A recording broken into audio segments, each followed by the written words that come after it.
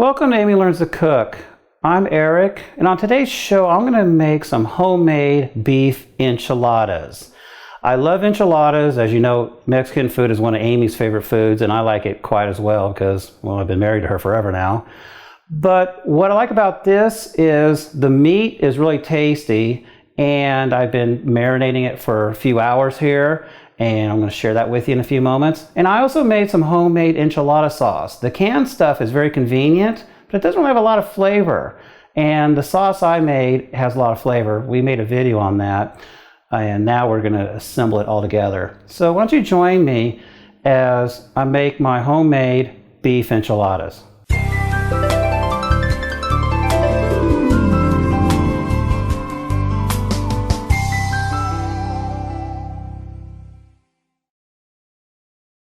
All right, normally you're going to make your enchilada sauce at the time you're getting ready to feed your faces, right? Today, we actually made the sauce ahead of time, and we did have a video on that. So for this purpose, we're just going to go ahead and reheat it up. So today, I'm going to be using flat meat, which is good for fajitas, but they also work well with enchiladas as well. Other kind of meat you can use would be ground beef, if you have some leftover pot roast, brisket, anything with flavor and beef works, right? So today I marinated 3/4 pound each for 1.5 pounds total, using 1 lime and 1 tablespoon of chili powder per Ziploc baggie. 1 pound should be enough for the average person, but I like beef a lot, so I went with a little bit more. So we're going to cook this here on my cast iron skillet, which is about 500 degrees right now, and very flavorful smelling. We're going to cook this for about a couple of minutes each side with these guys.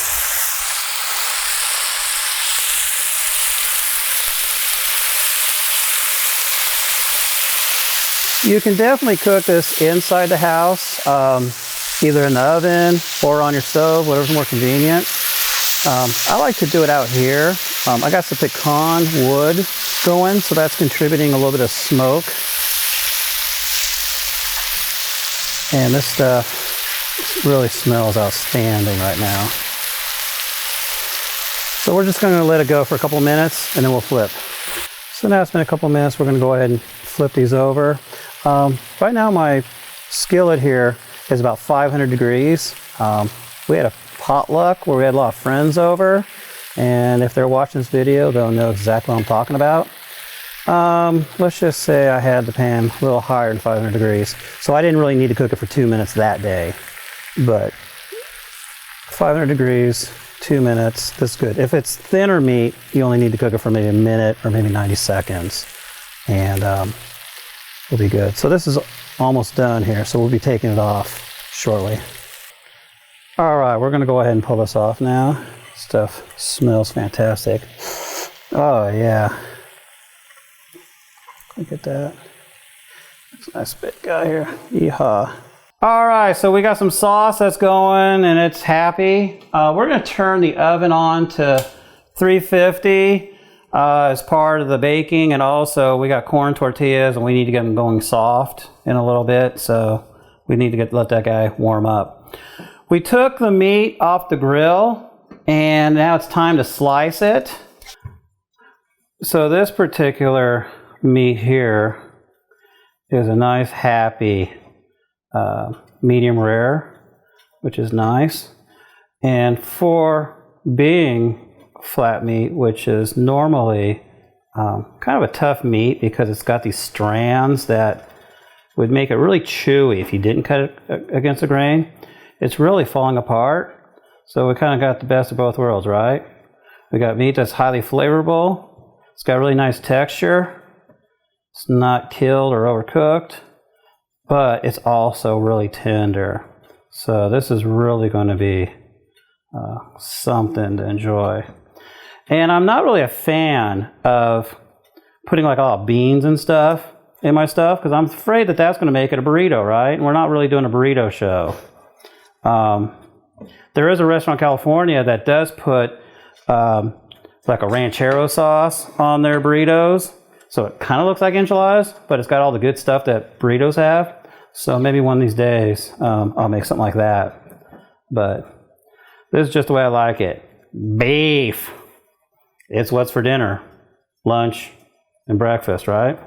This method here is just simply we're going to brush some oil on these things, and we're going to put them in just like this for literally maybe 3 minutes. So I'm just going to go ahead and dab a little oil, both sides, and we're just going to go ahead and put these guys actually in pairs.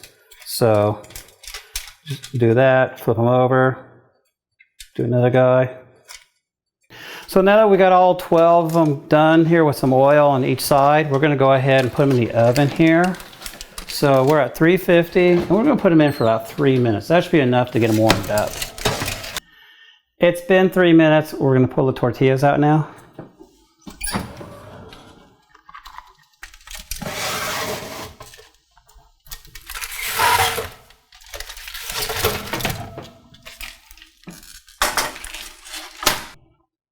Okay, now that the sauce and everything is ready, time for assembly. So we're going to go take about a half a cup of the sauce. We're just going to go ahead and ladle that in the bottom there. Might need to put a little more. Good. Nice and thick there. And that's just to kind of get it down there. Believe me, we're going to get more going. And let's go ahead and get one of these guys going. And I'm going to go ahead and get some meat in here.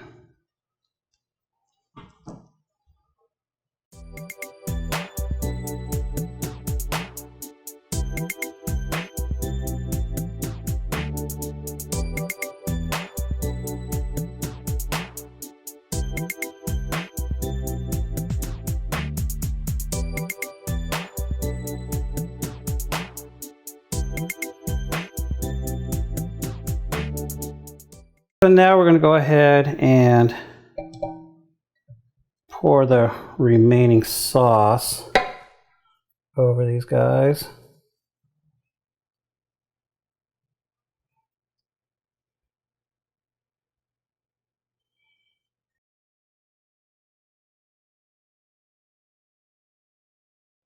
All right, so now it's cheese time. So I've got roughly 1 cup of cheese in each one of these. So this is pepper jack, which is Monterey Jack with chilies in it, and then this is just regular cheddar. So I'm just going to go ahead and sprinkle a little bit, right?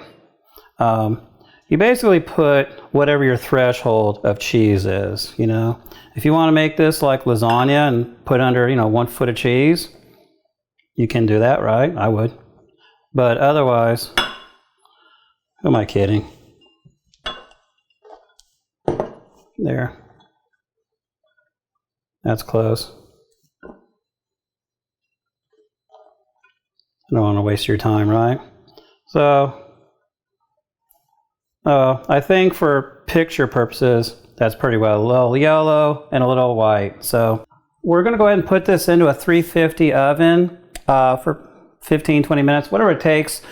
The cheese needs to melt, and the sauce should be a little bubbly. It's all cooked. It just has to come together, right? So that should be good. And we'll be back in a few minutes when we have a happy ending here. All right, it's been about 20 minutes. We're going to go ahead and pop this out because it's time.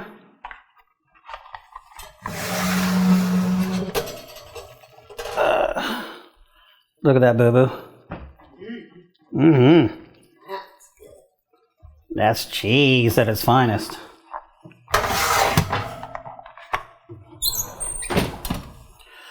So, excuse me for a few moments while I just salivate over all this, and then we'll get served up.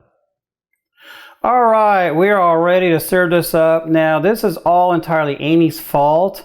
I was offering to do this off camera, so no one would have to see this part, but she said, no, there must be witnesses. So you're gonna have to see all this cheesy goodness in action.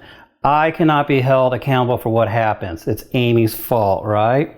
So we're just gonna go ahead and, oh, I don't know, pick a spot right there maybe. See who wants to volunteer to come out.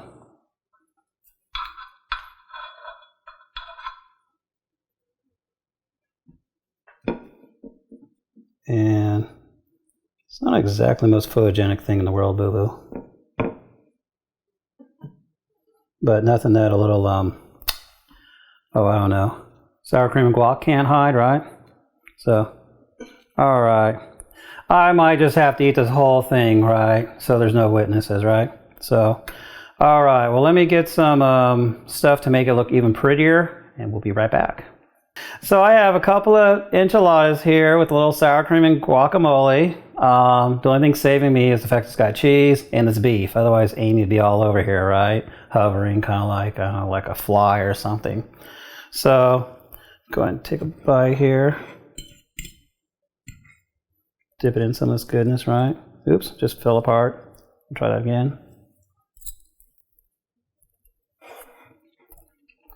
Oh. The meat, of course, is tender, falls apart in my mouth. The corn tortillas disintegrate as well. The enchilada sauce is just fabulous here.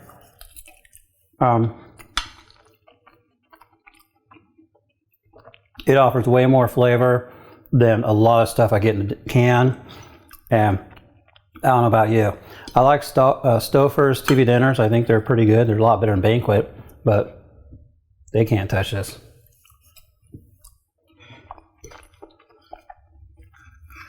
So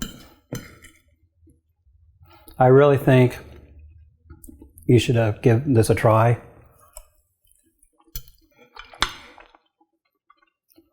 Even if you just use different beef, you can do it. And even chicken.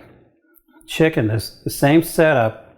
Just cook some chicken, pull it, shred it, whatever, roll it up the same way. And if you're brave, dunk that in the sauce and just make it one big soupy funness, because that also tastes good. I just thought I'd spare you that messiness though. But yeah, but this is a really good way to do it. So I give it my official thumbs up. And if you like this video, please subscribe, give us a like, all that good stuff. And visit our website at AmyLearnsToCook.com. And we're on Pinterest and Twitter at AmyLearnsToCook.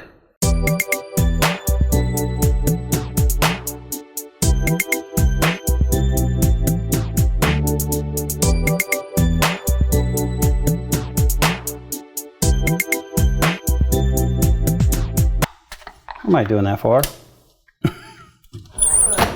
So what I have here is two little what are these guys? Enchiladas?